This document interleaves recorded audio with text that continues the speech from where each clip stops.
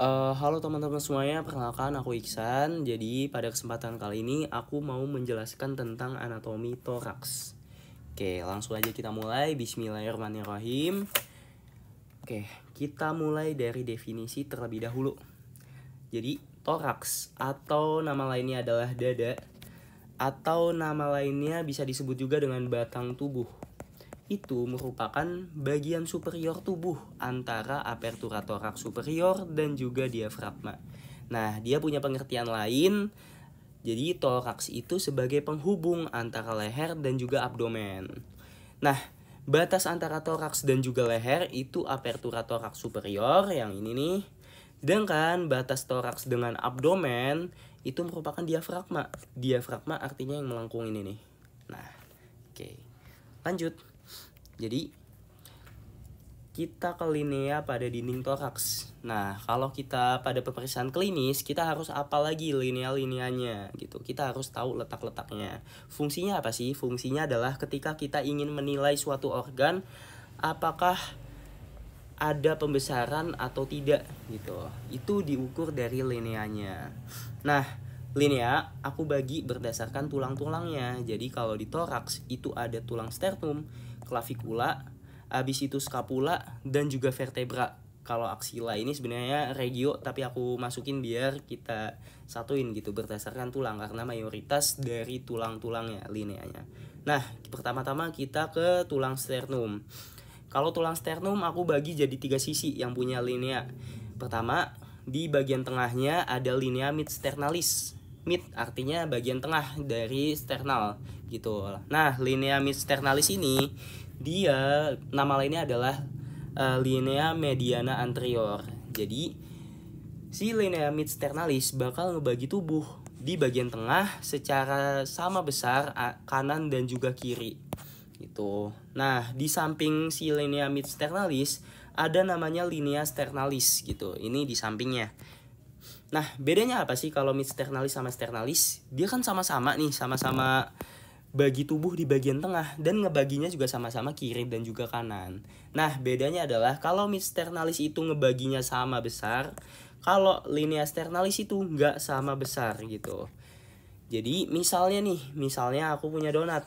Nah, tapi kalau aku mau ngukur secara mid sternalis, aku harus ukur dulu pakai penggaris. Misalnya donatnya 6 cm, berarti aku harus ngebaginya 3 cm 3 cm di bagian tengahnya. Tapi kalau linea sternalis, aku tinggal potong aja, yang penting kira-kira di bagian tengah gitu. Oke. Lanjut. Nah, di antara mid clavicula dan juga sternalis ada juga linea nih, namanya adalah parasternalis. Yang ini nih, antara ini mid clavicula, ini linea sternalis. Ada yang namanya linea parasternalis. Oke, lanjut ke tulang clavicula. Kalau tulang clavicula cuman ada satu linea, yaitu linea mid clavicularis. Dia lineanya adalah sejajar dengan nipple atau puting. Oke, lanjut kita ke regio axilla. Kalau regio axilla itu punya 3 linea. Kita bagi jadi depan, tengah, dan juga belakang. Kalau depan itu linea axillaris anterior, tengah linea mid axillaris, kalau belakang linea axillaris posterior. Jadi dia nyesuaiin aja sama regionya. Kalau depan anterior, tengah mid, kalau belakang posterior. Oke, lanjut ke tulang scapula.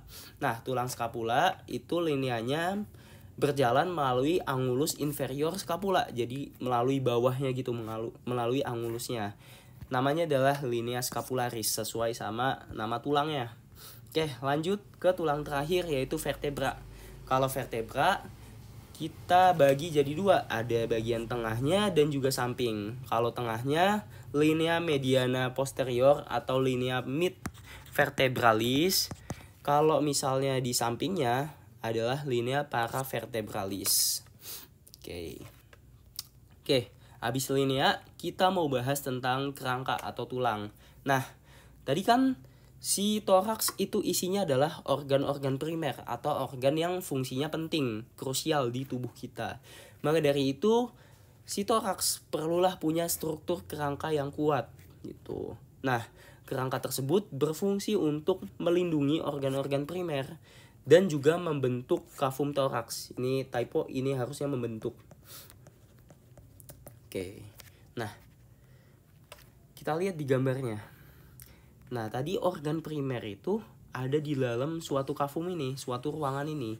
Jadi, si tulang-tulangnya ini, si kerangkanya ini akan membentuk suatu seperti kandang burung gitu. Kalau aku analogiin. Jadi nanti bakal diisi organ-organ tersebut gitu. Nah, kerangka atau tulangnya itu terdiri dari yang pertama ada vertebra thoracica dan juga diskus intervertebralis gitu. Ada 12 vertebra thoracica dan juga diskus intervertebralis. Nah, 12 vertebra thoracica mulai dari vertebra thoracal 1 sampai vertebra thoracal 12. Nah, kalau diskus intervertebralis itu yang bagian ini nih. Dia merupakan penghubung antara satu vertebra ke vertebra lainnya. Oke, lanjut ada tulang koste. Nah, tulang koste ini yang seperti di sangkar burung gitu. Jadi, tulang koste itu ada 12 pasang di bagian toraks. Nah, tulang koste bakal nempel sama cartilago costalis. Nah, cartilago costalis ini unik nih. Dia merupakan tulang elastis tapi fungsinya penting. Dia bantu respirasi dan juga melindungi sternum dan juga koste kalau terjadi benturan. Nah, kenapa begitu? Karena sifatnya yang elastis.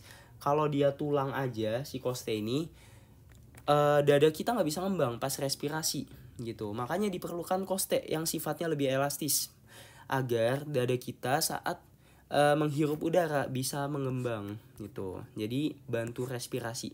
Nah, fungsi kedua adalah melindungi sternum dan koste kalau terjadi benturan. Nah, karena sifatnya yang elastis, jadi dia bisa menahan atau mengurangi cedera pada koste agar tidak mudah patah. Oke, nah ini agar tidak mudah patah gitu. Oke, lanjut. Abis koste ada di bagian tengahnya adalah tulang sternum atau osternum. Nah, osternum itu merupakan bagian tengah dari dinding toraks gitu. Osternum ada ada 3 struktur, ada manubrium, ada corpus, dan juga ada processus hypoideus. Lanjut ada os clavicula dan juga os scapula. Nah, os clavicula dan juga scapula ini yang nanti bakal membentuk suatu ekstremitas gitu, menghubungkan antara toraks dan juga ekstremitas atas. Oke. Nah, ini buat gambar pentemnya.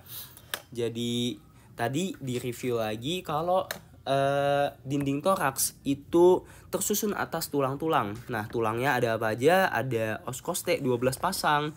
Terus juga ada os clavicula dan juga scapula yang nanti bakal menghubungkan toraks dengan ekstremitas atas. Lalu di bagian tengahnya ada yang namanya angulus. Ada yang namanya os sternum. Kalau angulus itu yang di bagian tengahnya, yang ngebagi antara manubrium dan juga corpus. Nah, tadi koste itu bakal nempel sama si cartilago gitu. Nah, tapi ada juga yang nggak nempel sama cartilago. Nanti bakal dibahas lebih lanjut jenis-jenis kostenya gitu. Jadi nggak semua nempel sama cartilago, tapi mayoritas dia nempel ke cartilago. Oke, kita lanjut. Kita mulai bahas lebih detail di os costae.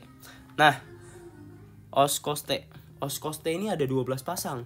Dia terklasifikasi jadi 3 jenis. Ada costae verae, spuriae, dan juga costae fluctuantes. Nah, pertama costae verae. Costae verae ini dari costae 1 sampai costae 7. Dia nempel langsung ke sternum. Kalau costae spuriae itu dari costae 8 sampai costae 10. Dia nempel ke cartilago costalis di atasnya. Nanti kita lihat gambar yang tadi. Nah, selanjutnya ada costae fluctuantes. Costae fluctuantes ini dari costae 11 sampai costae 12. Nah, dia yang tadi aku bilang gak semua costae itu nempel sama cartilago. Ada juga costae yang gak nempel sama cartilago. Namanya costae fluctuantes atau costae mengambang. Costae mengambang. Oke. Nah, kalau nggak nempel ke cartilago kayak mana? Nah, dia karena namanya mengambang, dia nanti bakal nempel di otot-otot abdominal posterior gitu. Nih, Kita lihat gambar yang tadi, Coste Verae. Coste Verae ini dia nempel ke cartilago, dan cartilagonya ini bakal nempel osternum. Nah, kalau Coste Spuriae atau Coste palsu, Costenya ini nggak nempel ke osternum, cartilagonya ini nggak nempel ke osternum, tapi cartilagonya ini nempel ke cartilago di atasnya. Nih, kita lihat di Coste 8, 9, dan juga 10. Kita lihat cartilagonya. Cartilagonya ini dia nempelnya nggak langsung ke sternum, tapi nempel dulu ke cartilago Coste 7 dulu gitu. Jadi tadi kalau Coste Verae atau Coste sejati dia 1 sampai 7, dia langsung nempel ke osternum. Nah, lanjut ke Coste Fluctuantes. Dia ada Coste 11 dan juga 12. Nah, Fluctuantes dia nggak nempel sama si cartilago gitu. Dia punya cartilago tapi rudimenter, cartilagonya nggak tumbuh secara sempurna, dan cartilagonya ini nggak nempel ke cartilago atasnya maupun ke osternum, jadi dia mengambang. Nah, akhirnya karena mengambang ini bakal nanti ditempelin sama otot abdominal posterior. Oke, udah ngerti sampai sini buat Coste. Nah, oke, tadi ada 3 Coste intinya, Verae, Spuriae, sama Fluctuantes. Bedanya adalah di letaknya yang posisi nempelnya ke sternum, dan juga ada yang nempel di cartilago atasnya, dan satu lagi ada yang nempel di otot abdominal posterior, namanya Fluctuantes. Nah, selain diklasifikasiin jadi 3 jenis tadi, Verae, Spuriae, dan juga Fluctuantes, ada juga klasifikasi lainnya berdasarkan bentuk. Ada yang bentuk tipikal, namanya Coste tipikal, dan juga ada bentuk Coste atipikal. Nah, Coste tipikal itu dari Coste 3 sampai Coste ke 9. Nah, kalau Coste tipikal aku ada rumusnya. Dia pasti punya komponen kaput, kolum, tuberculum, corpus, dan juga sulcus Coste. Nah, buat ngapalinnya lebih gampang, aku udah buat singkatannya. Jadi singkatannya adalah YouTuber Sultan minum Coca-Cola. YouTuber, tubernya adalah tuberculum, Sultan, sulnya itu sulcus, minum ini kata penghubung aja, Coca, ko-nya itu adalah corpus, K-nya adalah kaput, cola aku ambil dari kolum. Gitu. Nah, kalau Coste tipikal kan tadi 3 sampai 9. Nah, sisanya masuk ke atipikal. Atipikal ini beda-beda atipikalnya. Tuh. Kalau Coste 1 dia atipikalnya karena korpusnya paling lebar. Dia melengkung paling tajam dan juga punya 2 sulcus yang misahin antara tuberculum musculis scaleni, dan juga punya 1 fasies. Nih, dia korpusnya udah paling besar. Terus juga dia punya yang namanya sulcus untuk misahin tuberculum musculus scaleni. Terus sulcusnya ini adalah tempat nempel vena subclavia dan juga arteri subclavia. Oke. Terus dia cuma punya 1 fasies. Nih, dia cuma punya 1 fasies. Umumnya dia punya 2 fasies. Oke. Kita lanjut ke Coste atipikal yang kedua. Coste 2. Dia intinya lebih better gitu, lebih istilahnya lebih normal dari Coste 1, tapi nggak lebih normal dari Coste tipikal yang lain gitu. Nah, ciri khasnya adalah dia punya tuberositas untuk origo dari musculus serratus anterior. Kita cek gambar lagi. Nah, kita cek ada tuberositas untuk musculus serratus anterior gitu. Dia bentuknya emang nggak setipikal yang Coste 8 sampai Coste 9, tapi dia lebih better dari Coste 1 gitu. Nah, oke. Selanjutnya ada Coste ke-10 dan juga Coste ke-11 dan juga 12. Tapi biasanya Coste 10 juga kadang juga atipikal gitu. Beda-beda di tiap orang. Nah, kalau Coste 11 dan juga 12, dia itu intinya cuman punya 1 fasies gitu pada kaputnya dan berartikulasi dengan 1 vertebra. Bedanya itu. Jadi dia juga biasanya lebih pendek dibanding Coste tipikalnya. Nah, ini buat lengkapnya teman-teman bisa baca sendiri, tapi yang udah aku tulis ini rangkumannya. Yang kalau atipikal itu paling penting sih di koste 1 dan juga koste 2 gitu, paling beda. Kalau koste 10 sampai 12 itu biasanya cuman perbedaannya minor dan juga beda ukuran. Minornya adalah ya ini, cuman punya satu fasies pada kaputnya dan juga bentuknya lebih pendek dan tidak punya kolum dan juga atau juga tuberkulum. Nah, ini buat penjelasannya, pengertian kaput, kolum, tuberkulum, korpus, dan juga sulcus kalau teman-teman mau baca. Tapi harusnya masih mirip lah sama terminologi yang udah kita pelajarin di semester 1 gitu. Dan juga nggak sulit banget buat mahaminnya, semoga mudah gitu. Nah, lanjut, abis koste kita ke tulang tengahnya. Ada osternum. Osternum atau tulang tengah dada, dia punya beberapa bagian yang tadi udah aku sebutin, manubrium sterni, corpus sternalis, dan juga processus hypoideus. Kita cek gambar dulu. Nah, ini yang bagian paling atas ada manubrium sternalis atau manubrium sterni. Terus bawahnya ada yang namanya body atau corpus. Nah, terus ada yang tajam ini, namanya adalah processus hypoideus. Oke. Nah, ada bangunan penting juga nih antara manubrium dan juga corpus. Jadi ada yang namanya angulus ludovici, atau juga manubrium sternalis atau juga sternal angle. Jadi dia namanya banyak, tapi biasanya kalau dokter bilangnya angulus ludovici atau sternal angle gitu. Nah, ini buat struktur tampilan lateral dari osternum. Dia punya costal notch yang fungsinya adalah untuk tempat nempelnya cartilago costalis tadi gitu. Nah, ini adalah sternal angle dan juga processus hypoideus yang di bagian paling bawah. Oke, kita bahas satu persatu. Pertama, manubrium sterni. Dia punya jugular notch dan juga clavicular notch. Kalau jugular notch, dia tempat keluarnya vena jugularis. Kalau clavicular notch, dia bakal tempat nempelnya os clavikular. Itu. Nah, terus dia juga tempat nempelnya cartilago costa 1. Karena ada si costal notch. Nah, makanya dia tempat nempelnya cartilago costa 1. Oke, antara manubrium dengan corpus ada suatu artikulasio.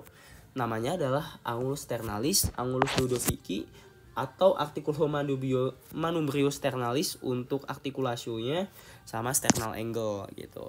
Nah, dia banyak namanya, tapi biasanya paling di highlight adalah kalau nggak angulus sternalis, angulus ludovici, dan juga sternal angle gitu. Paling sering angulus ludovici sih.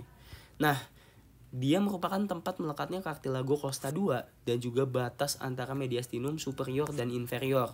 Mungkin teman-teman udah ada yang tahu mediastinum, tapi ini bisa ditelan mentah-mentah karena nanti aku bakal jelasin di bawah nanti. Nah, kita ke corpus sternalis. Corpus sternalis itu tempat melekatnya cartilago costae 3 sampai cartilago costae 6. Nah, dia tempat transverse ridge gitu. Oke. Nih, dia merupakan tempat mayoritas costa itu nempel. Dia banyak banget costal notch, makanya merupakan tempat melekatnya cartilago costae 3 sampai costae 6. Nah, antara corpus dan juga processus hypoideus ada suatu artikulasio, namanya artikulasio sipisternal. Nah, di sipisternal ini ada costal notch yang ketiga. Nih, dia ada costal notch yang ketiga gitu. Oke, lanjut ke processus hypoideus. Nah, kalau processus hypoideus, informasi yang aku dapat dia sejajar dengan vertebra thoracal 10. Nah, jadi dia sejajar dengan, kalau di belakangnya adalah vertebra thoracal 10. Oke, dari tulang kita lanjut ke sendi. Kalau sendi sebenarnya tinggal dihafalin aja, tinggal lihat gambarnya. Tapi yang paling di highlight adalah artikulasio 4 ini nih. Artikulasio sternoclavicular menghubungkan antara sternum dan juga clavikular. terus juga sternokostal menghubungkan antara sternum dan juga costae. Lalu ada juga articulatio costochondral menghubungkan antara cartilago dengan juga cartilago. Jadi antara cartilago costalis dan juga cartilago costalis gitu. Dua ini menghubungkan antara cartilago dan juga cartilago. Sorry. Yang nomor 3 ini merupakan penghubung antara costa dan juga cartilago. Gitu. Jadi ada miss tadi. Kalau interkondral itu baru cartilago dan juga cartilago. Jadi kondral ini merupakan cartilago. Nah, ini informasi pentingnya. Jadi apalin aja 4 ini. Kalau sternoclavicular ya sternum dengan clavicula. Kalau sternokostal, sternum dengan kostal, costochondral, costa dengan si cartilago, dan juga interkondral merupakan cartilago costalis dengan cartilago costalis biasanya di costa spuriae yang dia costa tak sejati. Nah, tadi udah tulang udah, artikulasio udah. Oh iya, teman-teman bisa screenshot slide-nya. Kalau misalnya mau screenshot, ini buat slide keduanya tadi. Nah, ini slide ketiga. Oke, tadi udah tulang dan juga sendi. Lalu kita bahas apertura atau pintu masuk dan juga pintu keluar dari toraks. Nah, apertura itu dibagi jadi apertura superior dan juga inferior. Kalau apertura superior itu berhubungan dengan koli dan juga leher. Koli atau leher gitu. Nah, apertura superior merupakan pintu masuk penghubung antara toraks dan juga leher. Nah, jadi isinya adalah tempat masuknya saluran pernapasan gitu. Nah, batas-batasnya ada di anterior ada manubrium, lalu di lateralnya ada bagian medial dari costa 1. Costa 1 yang bagian ini nih. Nah, kalau di superiornya udah pasti ada os clavicula.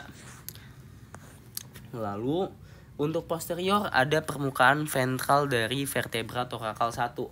Jadi kita review, di anterior ada manubrium, lalu di lateral ada bagian medial dari costa 1, lalu di bagian posterior ada permukaan ventral dari vertebra torakal yang pertama. Nah, lanjut kita ke apertura inferior atau pintu keluar dari toraks. Nah, kalau di pintu keluar dari toraks itu biasanya ditempelin sama otot-otot diafragma. Nah, untuk batas-batasnya di bagian anterior ada processus sipoideus yang kecil ini processus. Kalau di bagian lateralnya ada batas bawah os costae. Lalu di bagian posteriornya ada bagian ventral vertebra torakal yang ke-12 gitu.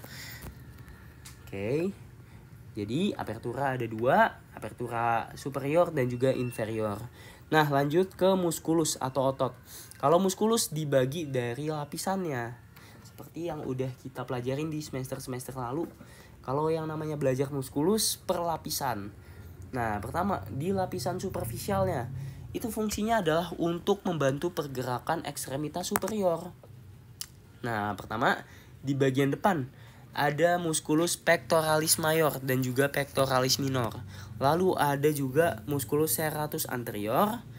Lalu ada rectus abdominis. Rectus abdominis ini yang biasanya untuk orang six pack. Lalu ada musculus oblique externa. Nah, kalau di bagian belakangnya ada musculus trapezius, serratus posterior, rhomboideus dan juga latissimus dorsi. Ingat lagi materi semester 1-nya. Nah, selanjutnya ada di bagian intermedia ada keluarga musculus intercostalis, ada intercostalis externa dan juga intercostalis interna.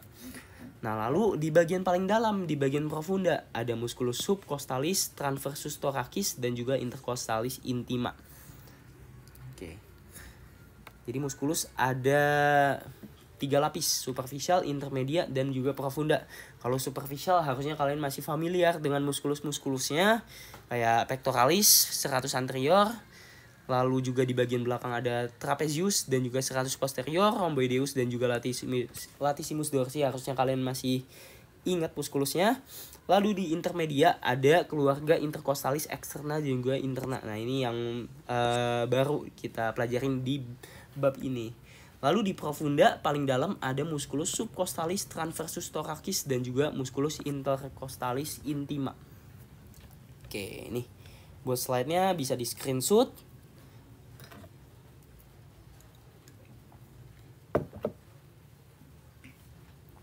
Oke, kita lanjut ke muskulus pernapasan. Kalau tadi adalah muskulus struktural atau muskulus rangka, ini kita bahas ke muskulus yang berhubungan saat kita bernapas gitu.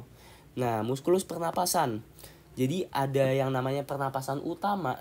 Dia terjadi kalau kita bernapas secara biasa gitu, secara sehari-hari. Dia bernapas yang tanpa kita sadarin.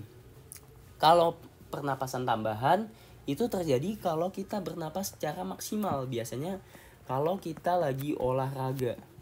Nah, kita pertama-tama ke muskulus pernapasan yang utama. Dia bekerja saat bernapas biasa atau normal. Nah, muskulus pernapasan utama ini ada dua.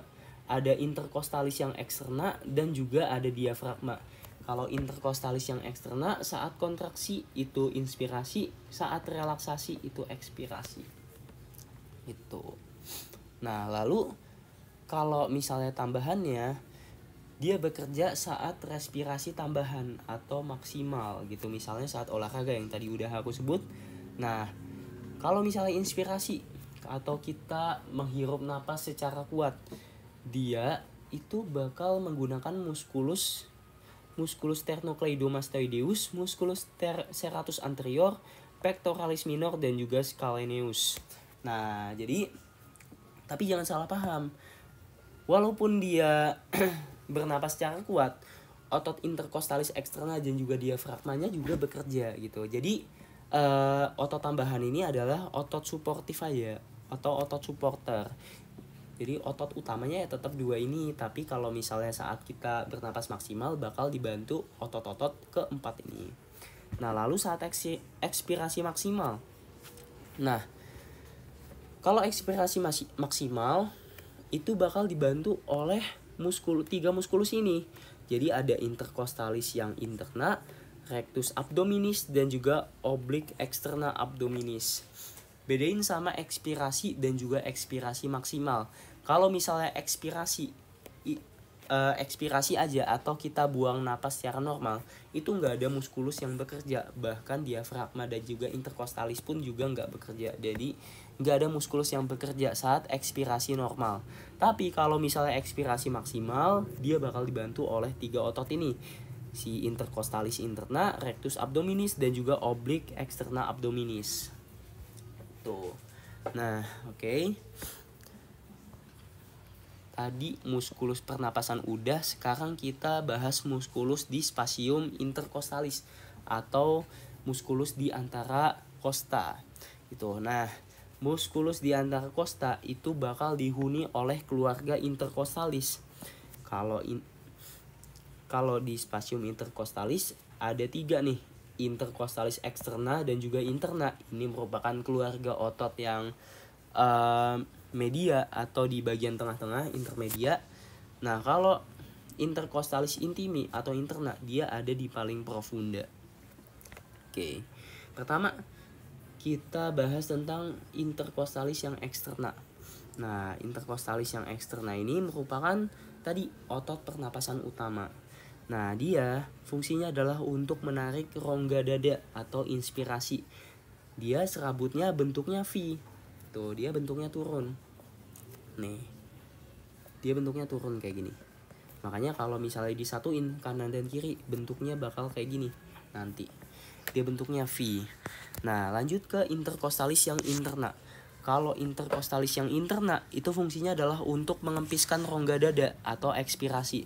Dia serabutnya bentuknya A, kebalikannya dari si intercostalis yang eksterna. Kalau misalnya disatuin kanan dan kiri, bentuknya bakal kayak gini.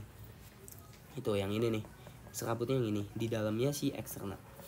Tadi kalau eksterna kan bentuknya turun dia, kalau interna dia bakal naik. Oke. Lanjut kita ke profunda. Ada intercostalis intimi. Nah, dia condong berada di sisi dalam. Nah, dua lainnya di intercosta. Nah, dua lainnya maksudnya yang si eksterna dan juga interna. Bedanya, kalau tadi serabutnya itu menyilang, kalau yang interna ini serabutnya tegak. Nih. Dia ada di bagian paling dalam, di bagian dalam sini. Dia serabutnya tegak. Gitu. Ini kelihatan menyilang karena potongannya emang menyilang. Tapi aslinya dia serabutnya tegak lurus. Nih kayak gini, dia serabutnya vertikal. Oke. Aku harap dapat dimengerti buat muskulus ini. Lanjut kita ke sulcus costalis. Nah, sulcus costalis.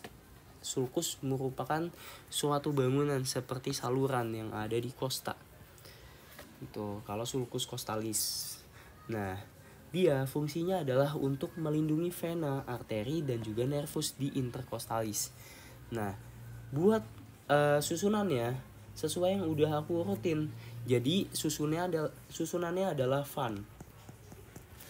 Urutannya vena, arteri dan juga nervus. Nah, di bagian paling superior ada vena, lalu di medianya ada arteri dan juga paling inferiornya ada si nervus, seperti yang udah aku kasih panah ini. Makin ke sini makin superior, makin ke kanan makin inferior.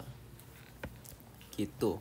Nih vena paling superior, arteri di tengah dan juga nervus di paling inferior. Gitu. Oke. Kita lanjut, abis sulcus costalis ada yang namanya diafragma. Nah, tadi diafragma apa? Diafragma adalah untuk pembatas antara toraks dan juga abdomen. Nah, diafragma merupakan membran tipis seperti lembaran. Dia bentuknya seperti baskom. Nih, bentuknya seperti baskom kalau dibalik.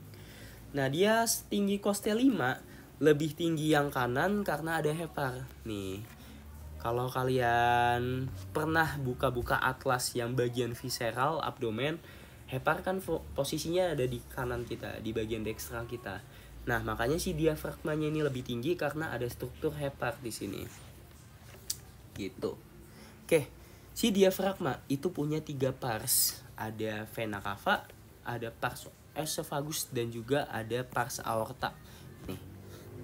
Jadi ada pars vena cava, ada esophagus dan juga ada pars aorta. Nah, kalau vena cava itu merupakan parsnya adalah foramen vena cava untuk tempat keluarnya vena cava inferior.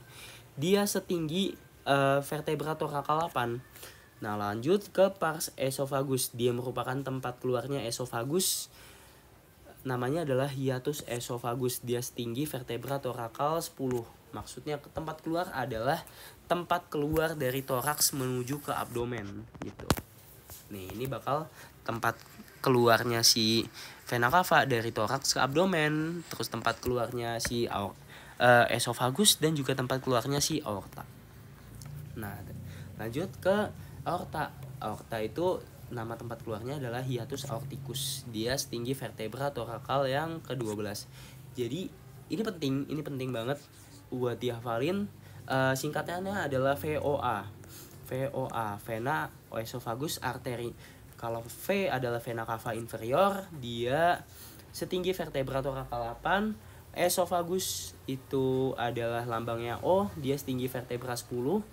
Nah, kalau misalnya A itu adalah arcus aorta. Aorta abdominal lebih tepatnya. Dia merupakan hiatus aorticus setinggi vertebra thoracal yang ke-12. Gitu. Jadi ngapalinnya VOA 8, 10, 12. Oke, biasanya ini keluar di ujian. Oke. Habis diafragma, kita lanjut ke vaskularisasi. Nah, kalau vaskularisasi jelas ada arteri dan juga vena. Nah, buat vaskularisasi dinding toraks itu kebagi antara anterior dan juga posteriornya.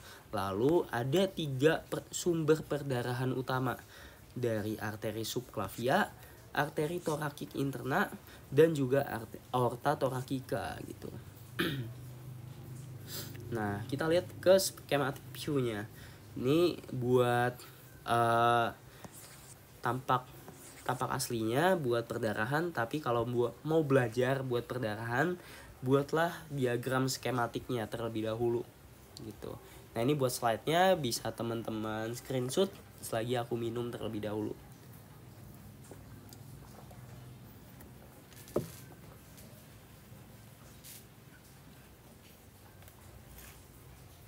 Oke, kita lanjut ke schematic view yang arteri.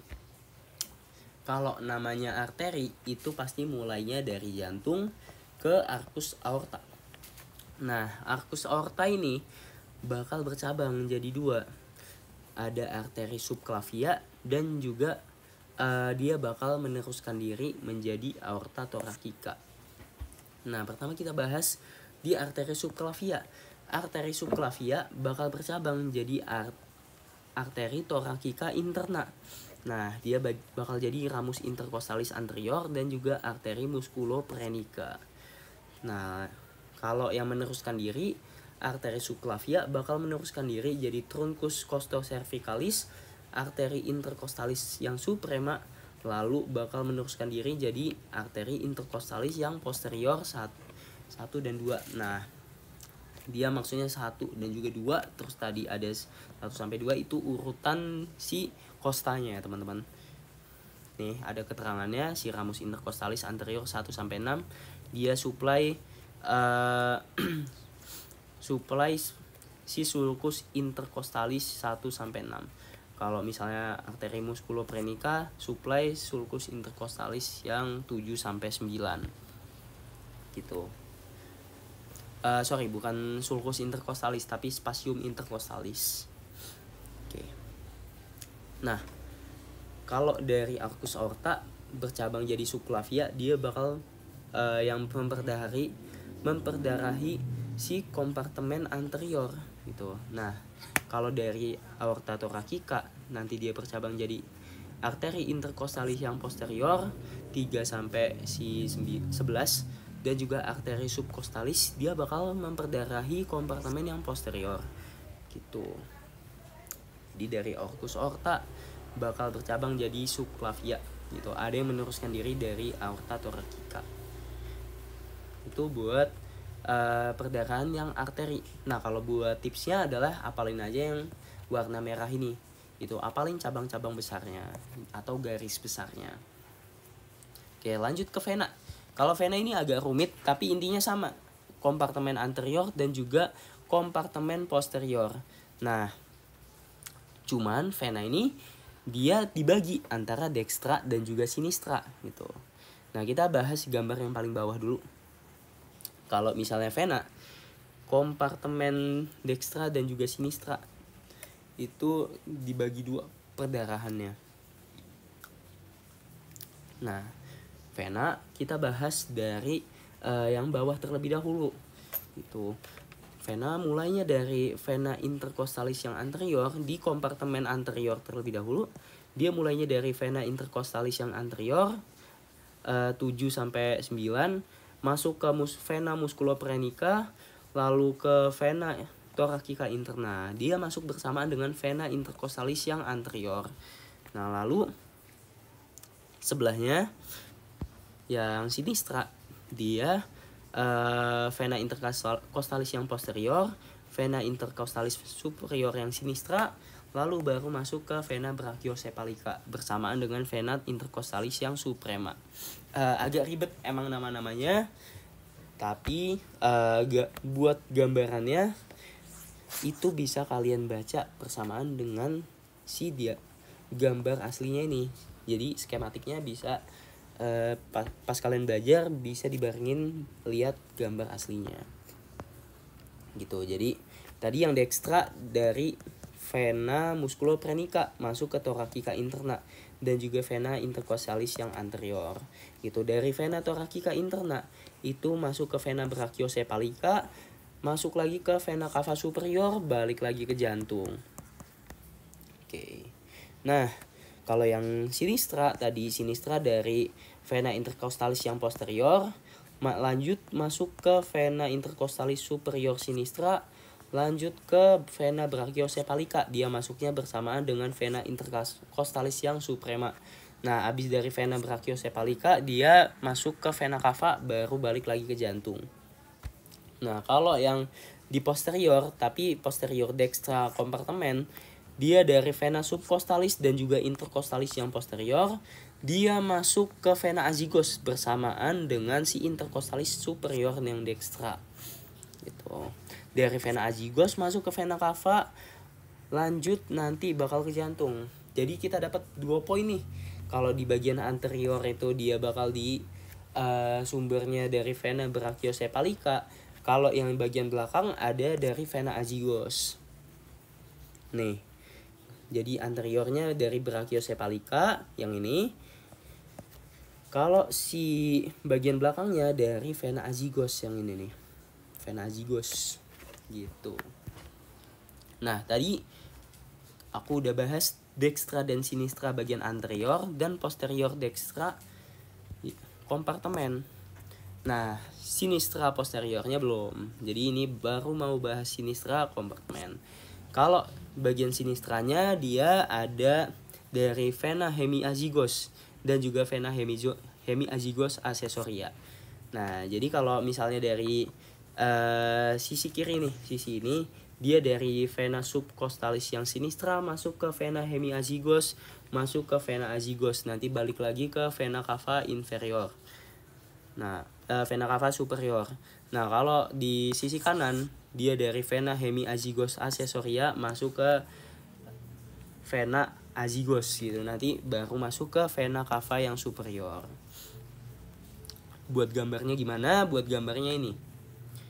Jadi si azygos ini kan bakal bercabang jadi vena hemiazygos.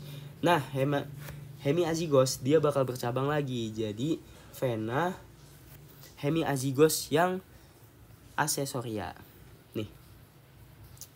Hemiazygos accesoria. Gitu, dia cabangnya lebih kecil dibanding hemiazygos. Oke. Nah, dari vena hemiazygos dan juga hemiazygos accesoria dia bakal masuk ke vena azygos dan vena azygos nanti bakal masuk ke vena cava superior. Oke, ini buat vaskularisasinya. Boleh di screenshot.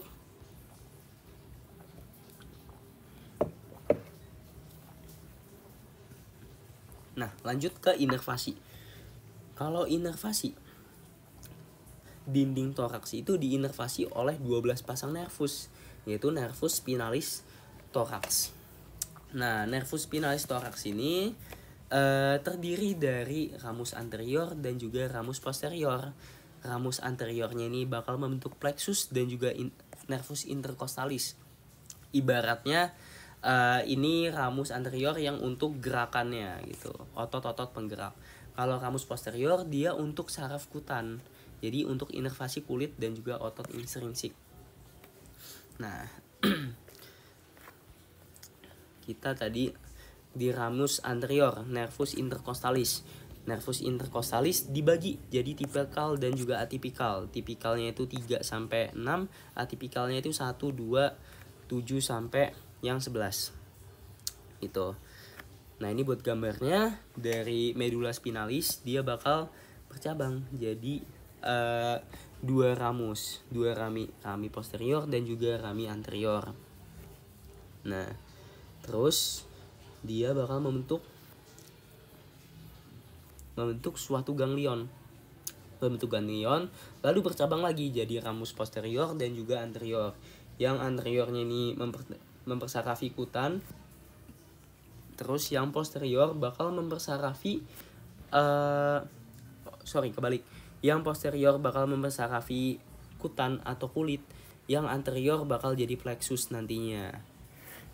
Gitu. Nah, tadi kan udah nervus intercostalis sudah dibahas, ada tipikal dan juga atipikal. Nah, teman-teman bisa baca di ABK tipikal dan atipikal ini dia meliputi apa aja gitu. Nah, tapi kalau aku kurang dapat sih informasinya setelah aku baca. Jadi yang penting informasi yang aku dapat itu cuman dapat nervus yang ke-3 sampai ke-6. Sedangkan yang atipikal itu 1, 2, 7 sampai 9. Mungkin teman-teman bisa cari sumber bacaan yang lebih luas lagi untuk cari tahu beda tipikal dan juga atipikal.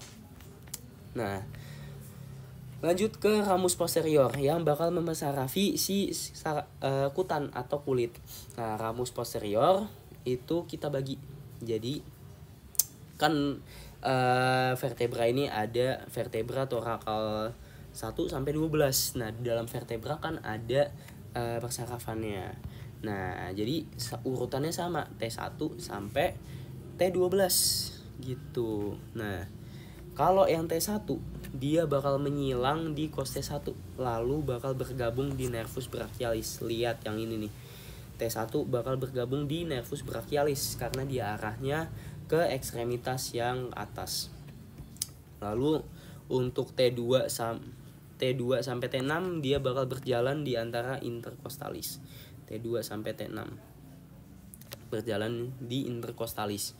Nah, T7 sampai T12 itu berjalan di bawah koste hingga dinding ventral abdomen. T7 sampai T12 itu di bawah koste dari di bawah koste hingga dinding ventral abdomen, dinding depan abdomen gitu.